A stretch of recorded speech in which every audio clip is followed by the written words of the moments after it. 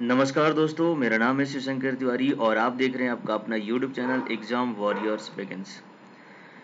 RRB NTPC skill test का admit card अब आ गया है और आप इसे डाउनलोड कर सकते हैं। आपकी जो भी आरआरबी है वहां पर दिए गए लिंक पर क्लिक करके आप उसे डाउनलोड कर सकते हैं। इसके अलावा इसका लिंक मैंने अपने वीडियो के डिस्क्रिप्शन में भी दे रखा है, आप वहां से भी डायरेक्टली एडमिट कार्ड को डाउनलोड कर सकते हैं। अब क्योंकि एडमिट कार्ड आ गया है तो उसके साथ साथ कुछ इम्पोर्टेंट जो है इंस्ट्रक्शन दिए गए हैं और उन इंस्ट्रक्शन को ध्यान से पढ़ना बेहद ज़रूरी है, क्योंकि इंस्ट्रक्शन जो भी दिए गए हैं वो सब कुछ इंग्लिश में ही है और काफ़ी बच्चों को हो सकता है समझने में प्रॉब्लम हो सकती है। इसलिए यहाँ पर जो इंस्ट्रक्शन दिए गए हैं वो मैं यहाँ पे बताने वाला हूँ। इसके अलावा जो टाइपिंग टेस्ट को लेकर के गाइडलाइन दी गई है, जिसमें बहुत सारी चीज़ें बताई गई हैं, इन्फॉर्मेशन हैं, उन इन्फॉर्मेशन को भी यहाँ पे हम साझा करेंगे। तो यहाँ पर आपको ये जानना होगा कि आपको एग्ज़ाम सेंटर पे क्या चीज़ें लेकर के जानी है और क्या ऐसी चीज़ें हैं जो नहीं लेकर के जानी है, क्योंकि उससे प्रॉब्लम हो सकती है। इसके अलावा इसमें मेडिकल सर्टिफिकेट की बात कही गई है। क्या मेडिकल सर्टिफिकेट भी आपको लेकर के जाना है? जानेंगे कि इस इन्फॉर्मेशन में, इंस्ट्रक्शन में मेडिकल सर्टिफिकेट के लिए क्या बोला गया है। इसके बाद कुछ बातें हैं जो ध्यान में रखनी है, नहीं तो एंट्री लेने में आपको प्रॉब्लम हो सकती है। यानी कि आपको जो डॉक्यूमेंट है कौन सा ले जाना है, आधार कार्ड वेरिफिकेशन जैसे होकर होता रहा है, तो उसमें कुछ बच्चों को प्रॉब्लम होने लगती है, किसी-किसी का।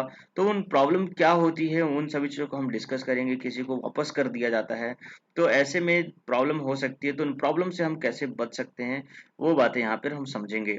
इसके अलावा आप जानते हैं कि पहले जो स्किल टेस्ट के लिए जो गाइडलाइन दी गई थी, इन्फॉर्मेशन दी गई थी, उसमें फुल मिस्टेक, हाफ मिस्टेक बोला तो गया था, बट वो कैसे काउंट किया जाएगा, किसे फुल मिस्टेक मानेंगे, किसे हाफ मिस्टेक मानेंगे, ऐसा कुछ भी उसमें डिटेल में नहीं दिया गया था। बट अभी जो इन्फॉर्मेशन आई हुई है, ये एडमिट कार्ड, इसके साथ जो इंस्ट्रक्शन दिए गए हैं, उसमें फुल मिस्टेक और हाफ मिस्टेक काउंट कैसे होगा विथ एग्जाम्पल गिवन है। तो उसको भी हम समझेंगे कि क्या कितना मिस्टेक जो होगा आपका फुल मिस्टेक काउंट किया जाएगा, कितना हाफ मिस्टेक काउंट किया जाएगा, और एक्चुअल में फॉर्मूला जो है वो ऑलरेडी आपको पता है, तो वो कैसे अप्लाई होगा, वो सब कुछ हम इस वीडियो में जानने वाले हैं। तो अंत तक आपको ये सारी इन्फॉर्मेशन पता चल जाएगी, इसलिए आप जरूर डेफिनेटली अंत तक देखते रहिएगा। एंड वीडियो अगर आपको अच्छा लगे तो प्लीज आप इसे जरूर लाइक किया करिए, ठीक है, इससे हमारा भी मोटिवेशन बढ़ता है। एंड अगर आप चैनल पे नए हैं तो चैनल को सब्सक्राइब जरूर कर दीजिए, ताकि जो भी आरआरबी से रिलेटेड जो इन्फॉर्मेशन होती हैं, चाहे वो ग्रुप डी का हो, एनटीपीसी का हो, या फिर कोई भी अदर एग्जामिनेशन, तो यहाँ पर आपको इनके इन्फॉर्मेशन जो है वो डिटेल में मिल जाती है, वेरीफाइड इन्फॉर्मेशन, ठीक है, कोई भी इधर उधर की बातें यहाँ पे नहीं बताई जाती है। तो चलिए देखते हैं एडमिट कार्ड को, क्योंकि ये मेरा ही एडमिट कार्ड है, तो आपको मैं इन चीज़ों को पूरे अच्छे से बताने वाला हूँ कि कहाँ पर क्या क्या इन्फॉर्मेशन दी गई है और क्या चीज़ें आपको करनी है, ठीक है। तो चलिए स्टार्ट करते हैं उसको। तो यहाँ पे आप देख सकते हैं ये एडमिट कार्ड मेरा है और इसमें मेरा नाम यहाँ पे गिवन है, ठीक है। इसके अलावा आपका यहाँ पे रजिस्ट्रेशन नंबर दिया जाएगा और यहाँ पे रोल नंबर दिया गया रहेगा। इसके बाद जो नीचे देख रहे हो आप, परीक्षा केंद्र और नाम इस तरीके से आपको दिया रहेगा, फुल एड्रेस यहाँ पे मेंशन रहेगा, ठीक है। इसके अलावा आपको जो है यहाँ पर लैंडमार्क दिया गया है, जिसकी वजह से आप इस जगह पे आसानी से पहुंच सके, ठीक है। जैसे कि ये जो है आरा में सेंटर दिया गया है, अपोजिट राधा श्याम व्यास आश्रम। तो ये आपको देख करके जाना होगा अच्छे तरीके से, और अगर आपको फिर भी नहीं समझ में आता है तो यहाँ पर आपको दिया गया है गूगल मैप लिंक। इस पे आप जैसे ही क्लिक करोगे तो एक मैप ओपन होकर के आएगा और उसमें इस सेंटर की लोकेशन दिखा दी जाएगी, और वहां से आप अपने स्टेशन जो भी है वहां से आप उसको लोकेट कर पाओगे। तो ये आपके लिए आसानी होती है, जैसा कि हमेशा आरआरबी ऐसा करता ही आ रहा है। एग्जाम डेट जो है वो यहाँ दिया गया है 12 अगस्त 2022। शिफ्ट नंबर यहाँ पे दिया गया है। टाइपिंग किस लैंग्वेज में करनी है वो आपको ऑलरेडी यहाँ पे गिवन है, क्योंकि आपको जो फिलिंग करने के लिए फॉर्म आया था उसको आपने जिस लैंग्वेज में फिल किया होगा वो लैंग्वेज यहाँ पे दिया जाएगा। रिपोर्टिंग टाइम दिया गया है, तो आप अपने रिपोर्टिंग टाइम पे जरूर प्रेजेंट हो जाएं, ठीक है। इसके लिए भी कुछ इन्फॉर्मेशन गाइडलाइन दी गई है, उसे भी हम यहाँ पे समझने वाले हैं, ठीक है।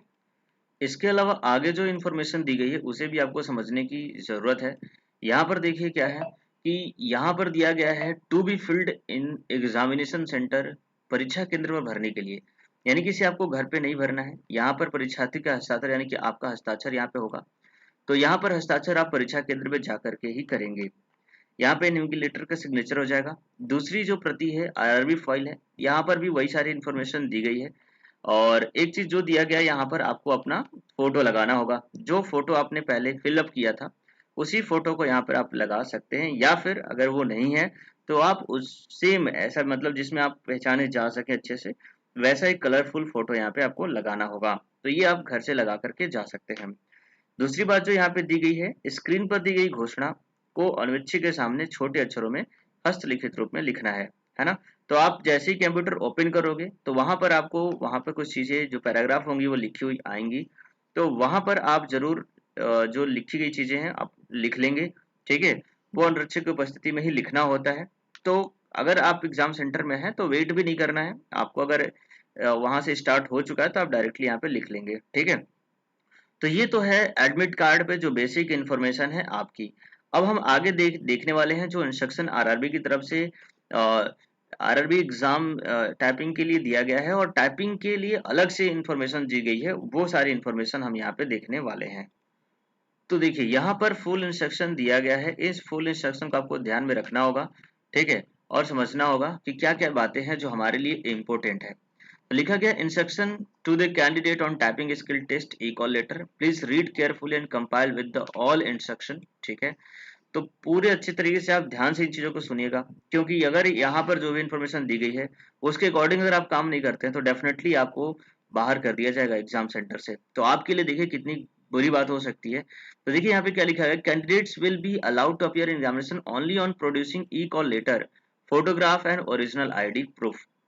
तो ये तीन चीजें आपके पास होनी चाहिए। पहली, ई कॉल लेटर जो आपने अभी ये डाउनलोड किया हुआ है ना, यानी कि एडमिट कार्ड। दूसरा, आपके पास फोटोग्राफ होना चाहिए आपका खुद का, और ओरिजिनल फोटो आईडी जैसे कि आधार कार्ड, ठीक है। ये तीन चीजें तो होनी ही होनी चाहिए। इसके अलावा चौथी जो चीज लिखी गई थी मेडिकल सर्टिफिकेट के लिए, वो मैं आपको यहाँ पे दिखाऊंगा, लेकिन उसके पहले कुछ और इन्फॉर्मेशन जो है वो पढ़ते हैं। Candidate needs to make his or on travel arrangement, तो खुद से या भाई आरआरबी की तरफ से किसी भी तरह कोई अरेंजमेंट नहीं किया जाएगा आपके ठहरने रुकने और जाने का। तो आपको खुद ही इन सारी चीजों को करना होगा, और कोविड-19 जो गाइडलाइंस है उनको फॉलो भी करना होगा, ये बातें यहाँ बताई गई है। दूसरी चीज है कि change of date shift and centre of examination is not permitted, ठीक है। किसी भी हाल में आपका जो डेट है, शिफ्ट है और सेंटर है वो चेंज नहीं किया जाएगा, तो इसके ऊपर बिल्कुल भी ध्यान नहीं देना है।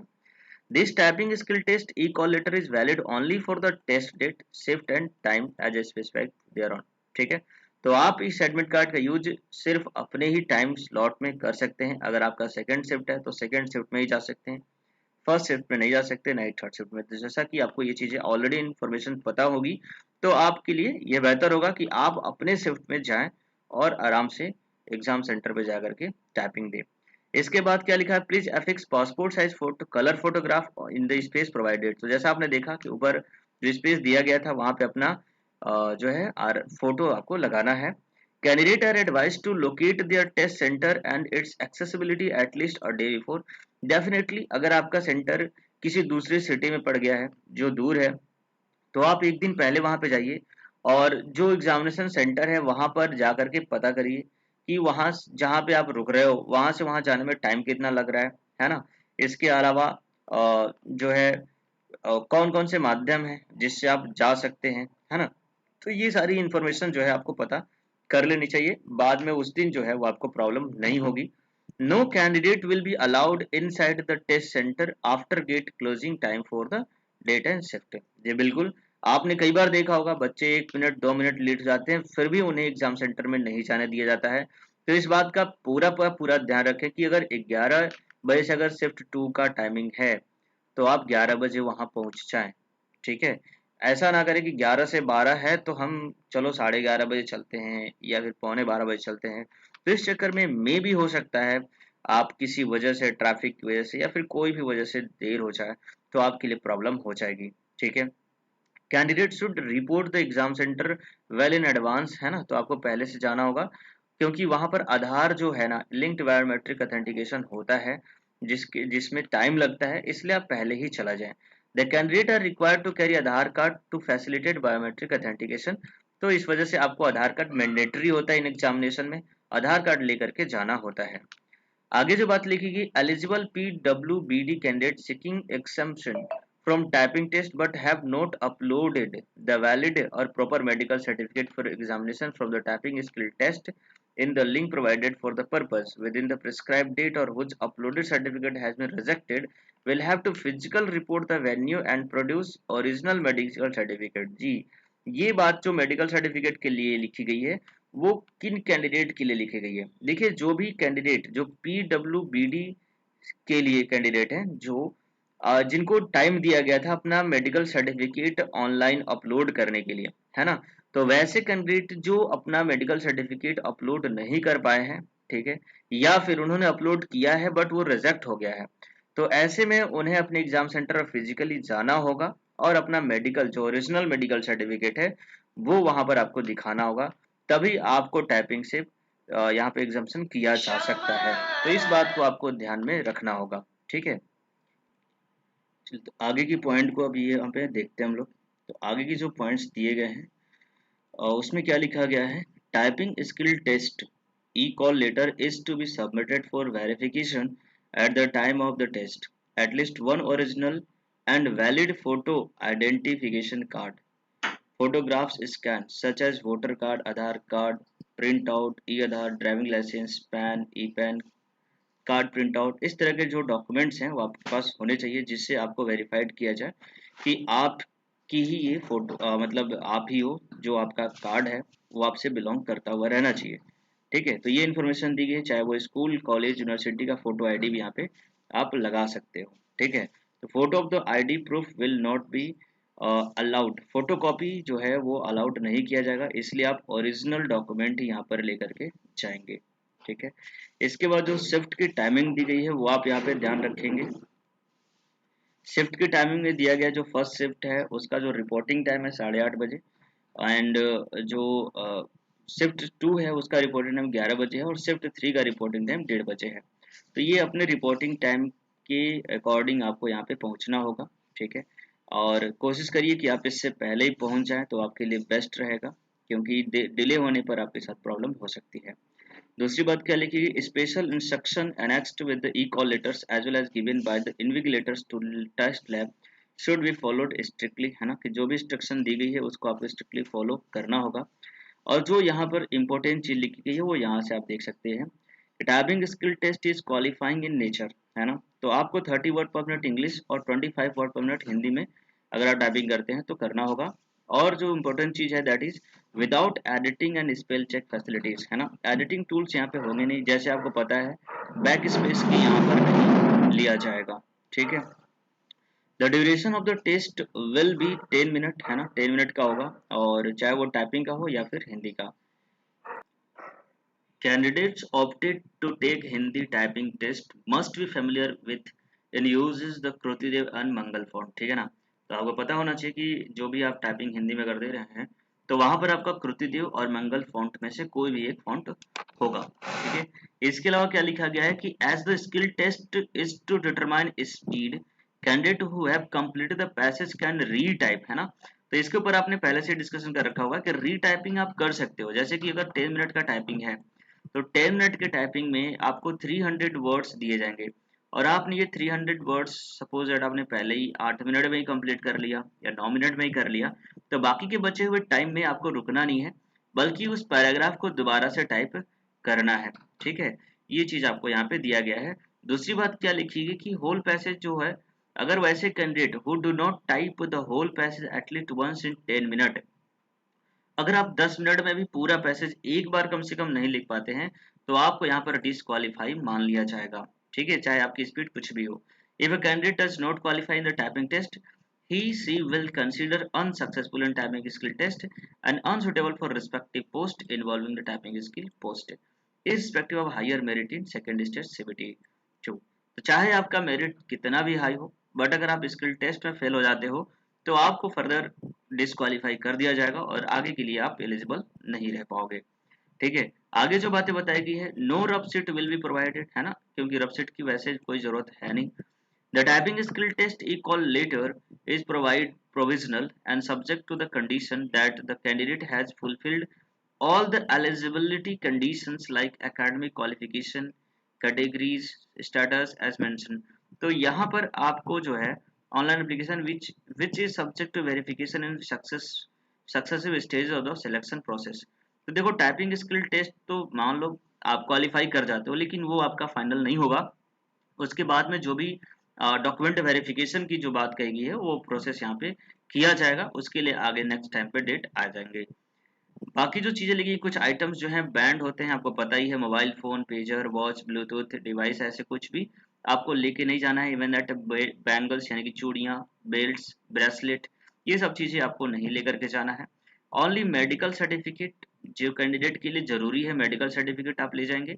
ई call letter, photo ID card जो कि ओरिजिनल होगा, ये आपको लेकर के जाना है। आपको पेन और पेंसिल भी नहीं लेकर के जाना है, ये आपको ध्यान रखना है। ठीक है, आपको पेन और पेंसिल नहीं लेकर के जाना है। वहां पर आपको पेन दिया जाएगा, जैसे कि आपको एडमिट कार्ड में लिखने के लिए बोला गया है, तो उस पैराग्राफ को लिखने के लिए आपको पेन वहां पे गिवन किया जाएगा। ठीक है, candidate are requested not to apply henna on their hands and feet as this obstruct the capture of biometric. तो मतलब आपके हाथों में मॉइस्चर वगैरह ज्यादा होने की वजह से, तेल वगैरह लगाने से नहीं होता है, तो आप थोड़ा सा हैंड वगैरह क्लीन करके जाएं। ठीक है, special instruction if any given by the invigilator should be followed strictly. तो ये सब चीजें हैं जो इन्विजिलेटर वहां बताएंगे, वैसे आपको करना होगा। अब जो आपको देखना है भाई, आरआरबी की तरफ से आपको विशेष भी दिए जा चुके हैं, बेस्ट ऑफ लक, है ना, विशेष यू ऑल द बेस्ट। तो भाई सब लोग अच्छे से एग्जाम दे करके आओ। और जो इम्पोर्टेंट स्पेशल इंस्ट्रक्शन है टाइपिंग स्किल टेस्ट के लिए, ये काफी ज्यादा इंपॉर्टेंट है।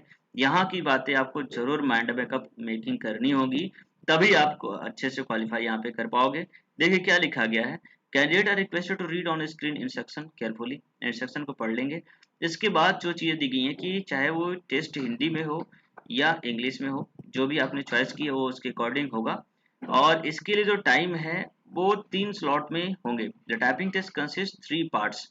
यहाँ पे 3 पार्ट्स होंगे, क्या क्या होगा, तो देखिए जो पहला पार्ट होगा जिसमें प्रैक्टिस होगा आपके टाइपिंग के लिए, और वो 1 मिनट का टाइपिंग टेस्ट का प्रैक्टिस होगा, जिसमें आप अपने आप को फैमिलियराइज कर लेंगे। कीबोर्ड क्योंकि नया रहेगा, तो आप अपनी उंगलियों को कीबोर्ड पर सेट करने के लिए 1 मिनट का समय वहां पर दिया जाएगा। ठीक है, इसके बाद 30 सेकंड का ब्रेक होगा, और फिर आपका जो फाइनल टेस्ट है 10 मिनट वाला, वो स्टार्ट यहाँ पे हो जाएगा। ठीक है, तो आप जो है यहाँ पर इस टेस्ट से पहले जो भी आपका 1 मिनट का समय मिल रहा है, उसमें आप अच्छे से कीबोर्ड को चेक कर लेंगे, सारे बटन्स को दबा लेंगे, जिससे आप चेक कर पाएंगे कोई भी बटन 2 बार नहीं तो नहीं दबा रहा है, या फिर ऐसा कोई बटन है जो काम नहीं कर रहा है।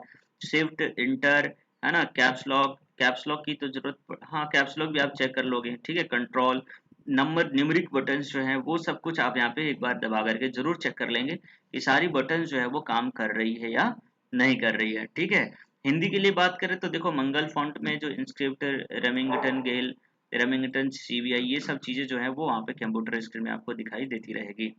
देखिए यहाँ पे क्या लिखा गया कि the duration of the test is 10 minute, already आपको पता है, जिसमें आपको 300 वर्ड इंग्लिश में दिए जाएंगे और 250 जो वर्ड है वो आपको हिंदी में दिए जाएंगे, जिन्हें आपको पूरा करना होगा। ठीक है, इसके बाद ये candidate must start typing from the starting of the test, must complete the whole text, है ना। तो देखो आपको टाइपिंग स्टार्टिंग से ही करना होगा, ऐसा नहीं कि एक लाइन छोड़ दिया ऊपर से, तो भाई आपके लिए प्रॉब्लम हो जाएगी, क्योंकि वो जो टाइपिंग वर्ड्स हैं वो 300 से कम हो जाएंगे, तो ऐसे में आपको प्रॉब्लम हो जाएगी। If any candidate finish the text before the allotted time, he और she restart the same passage, जैसा कि मैंने आपको ऑलरेडी बता रखा है। The evaluation of the passage type the candidate will be done as follows. तो देखिए किस तरीके से इवेल्युएशन किया जाएगा। तो यहाँ पर जो भी आपके फुल मिस्टेक और हाफ मिस्टेक हैं उसको काउंट किया जाएगा, और उसमें से 5% मिस्टेक जो है वो आपको इग्नोर करा जाएगा। तो नंबर ऑफ फुल मिस्टेक ये रहेंगे, plus number of half mistake divided by 2 हो जाएगा, और इस तरीके से ये टोटल मिस्टेक यहाँ पे काउंट किया जाएगा। अब फाइनल काउंट कैसे होगा, तो जो भी आपका टोटल मिस्टेक्स है उसमें से 5% of total number of word आपने जो टाइप किया है वो उसको माइनस कर दिया जाएगा, और तब जाकर के फाइनल काउंट यहाँ पे निकाला जाएगा। इस तरीके से आपकी स्पीड काउंट की जाएगी। स्पीड में क्या होगा, जो नंबर ऑफ टोटल वर्ड आपने जो टाइप किया है और जो फाइनल काउंट मिस्टेक आया है उसमें 10 से मल्टीप्लाई करके और डिवाइडेड बाई टाइम कर दिया जाएगा। तो यहाँ पर एक एग्जांपल दिया गया, एग्जांपल से आपको बेहतर समझ में आएगा, जिसमें आपको 400 वर्ड टाइप कर, मान लो किसी ने 400 वर्ड टाइप किया हुआ है, और वहां पर उसने 10 मिनट में 400 वर्ड टाइप किया है, और यहाँ पर 10 फाइनल मिस्टेक किया गया है। तो ऐसे में क्या होगा, 400 माइनस 10 इंटू 10 डिवाइडेड बाई 10, क्योंकि 10 मिनट का ही यहाँ पे टाइपिंग था, तो इस हिसाब से 300 बटे में 10 आया, और कुल मिलाकर के 30 वर्ड पर मिनट आ गया है। तो कहीं ना कहीं अगर आप नंबर ऑफ वर्ड ज्यादा लिखते हैं तो आपको यहाँ पर बेनिफिट मिलेगा। ठीक है, तो आप कोशिश करिएगा कि अपनी स्पीड को थोड़ा अच्छा रखें। अगर थोड़ा बहुत मिस्टेक हो भी जाता है तो भी कोई प्रॉब्लम नहीं है, कम से कम 400 या उससे ज़्यादा वर्ड टाइप करने की आप कोशिश करिएगा। अब यहाँ पे जो ओरिजिनल चीज़ जो है, आपको जो जिसमें बहुत ज़्यादा डाउट है वो बातें यहाँ पे लिखी गई है कि कैसे काउंट होगा फुल मिस्टेक और कैसे काउंट होगा हाफ मिस्टेक, ये बातें हम यहाँ पे समझेंगे। तो देखिए क्या लिखा गया, for every substitution of word figure by और रॉन्ग वन। सब्स्टिट्यूशन मतलब क्या, कि जैसे आपको लिखा गया था कि आपको लिखा गया है यहाँ पे मान लीजिए मैन लिखा गया, तो मैन आपको लिखना था, लेकिन आप मैन की जगह पे आपने लिख दिया फैन, तो यानी कि वर्ड आपने सब्स्टिट्यूट कर दिया, एम के जगह पे एफ लिख दिया। तो ये सब्स्टिट्यूशन ऑफ वर्ड की वजह से आपको एक रॉन्ग मिलेगा। या फिर ये पूरे वर्ड जो मैन लिखा था उसके जगह पे आपने वुमेन लिख दिया, तो उस पूरे वर्ड के लिए भी एक ही मिस्टेक काउंट किया जाएगा। For every addition of word figure are found in passage, however addition of a group of word in place of one actual word will be marked as only one full mistake। ठीक है, जैसे मैंने अभी बताया कि अगर कोई एक वर्ड है मैन और उसके जगह पे आपने पूरा का पूरा क्या लिख दिया, वुमेन लिख दिया। ठीक है, मैन के जगह पे आपने वुमेन लिख दिया, तो इसे भी एक मिस्टेक ही काउंट किया जाएगा। ठीक है, ऐसा नहीं कि आपने 1 2 3 मिस्टेक काउंट कर लिया, या फिर वुमेन में 4 5 लेटर है तो 5 मिस्टेक नहीं। तो वो जो एक वर्ड के प्लेस पे आपने दूसरा वर्ड लिख दिया है, या फिर मैन लिखा और साथ में एक्स्ट्रा वर्ड लिख दिया, तो उसे भी आपको एक एरर मिस्टेक माना जाएगा। For every spelling error committed by way of repetition, अगर आपने किसी वर्ड का रेपिटेशन कर दिया है, या कोई एडिशन कर दिया है, या ट्रांसपोजिशन, ओमिशन और सब्स्टिट्यूशन लेटर या कई सारे लेटर्स को किया है, तो भी आपका एक मिस्टेक माना जाएगा। जैसे यहाँ पर एक वर्ड है स्पेलिंग, जिसकी स्पेलिंग होती है SPLLING। अब स्पेलिंग को किसी ने इस तरीके से लिख दिया SEPLLING, या फिर SPLING, एक एल हटा दिया गया, या फिर आई को आगे लिख दिया गया, या फिर दो डबल ई लिख दिया गया, यहाँ पे गलत कर दिया गया, स्पेलिंग्स लिख दिया गया, एस एक्स्ट्रा लिख दिया गया। तो ऐसे जो भी मिस्टेक्स होंगे, इन सभी मिस्टेक्स को एक मिस्टेक माना जाएगा, फुल मिस्टेक माना जाएगा। ठीक है, in case of group of word is omitted, only one mistake would be marked for such omission. However, the total number of stroke omitted would be subtracted from the total number of stroke up to which the candidate had typed the passage। तो अगर आपने पूरा mistake, एक word ही mistake कर दिया है पूरे के पूरे, है ना, उसे हटा दिया है, तो भी आपको उस वन मिस्टेक यहाँ पे माना जाएगा। In case a group of word और लाइन इज रॉन्गली रिपीटेड, या तो वर्ड या फिर एक पूरी की पूरी लाइन आपने गलत लिख दिया है या फिर छोड़ दिया है, तो उसे भी वन मिस्टेक माना जाएगा। ठीक है, रिपीटेशन को वन मिस्टेक यहाँ पे माना जाएगा। However the total words repeated would not be counted in the total number of words. तो देखो, मान लो एक लाइन आपने ये लिखा और इस लाइन को आपने दोबारा लिख दिया, तो इसे एक मिस्टेक, पूरी लाइन को एक मिस्टेक माना जाएगा, और उसे टोटल वर्ड टाइप में काउंट भी नहीं किया जाएगा। तो सोचिए कितना लॉस होगा अगर आप किसी वर्ड सेंटेंस को दोबारा लिख देते हो, किसी लाइन को दोबारा लिख देते हो, तो एक तो आपका टाइम खराब हुआ पूरा लिखने में, दूसरी बात वो रॉन्ग हो गया, और तीसरी बात जो आपका फुल वर्ड टाइप होगा उसमें वो काउंट भी नहीं किया जाएगा। तो आप रिपीटेशन से जरूर बचेंगे।